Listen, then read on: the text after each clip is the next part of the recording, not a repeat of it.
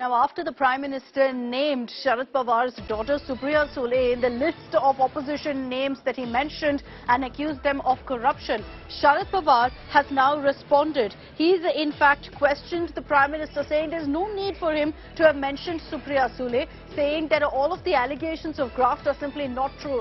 Sharad Pawar has even said it's not fitting for a Prime Minister to make these kind of comments. He's also in fact defended the opposition meet, saying they're coming together to combat country's issues, and many are against the opposition coming together, including the BJP. Let's play out for you what Sharad Pawar has said.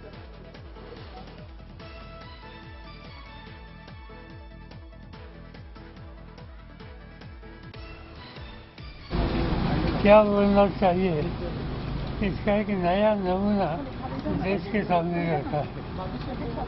वहाँ जो मौजूद थे, इसमें तमिलनाडु के मुख्यमंत्री हो या अन्य कुछ राज्य के मुख्यमंत्री थे, कई भूतपूर्व मुख्यमंत्री थे, जिनके हाथ में स्टेट चलाने की जिम्मेदारी है और लोगों का समर्थन है।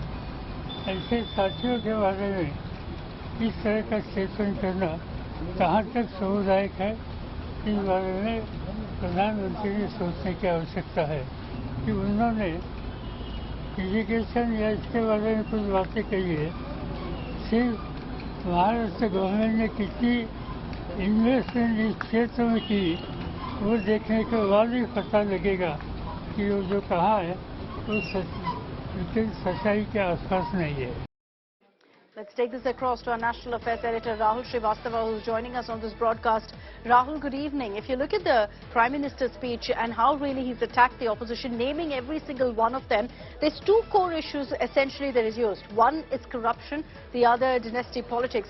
Nothing new really if you look at BJP's style of politics, but it's clear that they're sticking to that formula going into 2024 as well.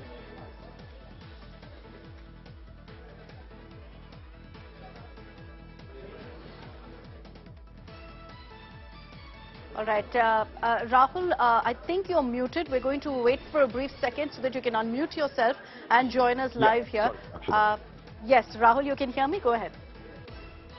See, on the 23rd, when the opposition parties met, one was wondering how Prime Minister Narendra Modi and the BJP on the whole will react to the meeting and the calls for unity and consensus against Prime Minister Narendra Modi. Apart from those statements that this was a photo op and others, I think we have a reply. We have a counter. Now, initially, one wondered that the BJP would have display some sense of jitters over the opposition coming together. It is indicative now that the Prime Minister has brought in an old playbook, and more the opposition intensifies its effort to come together, the more the attack is going to be, and the old template is going to be out.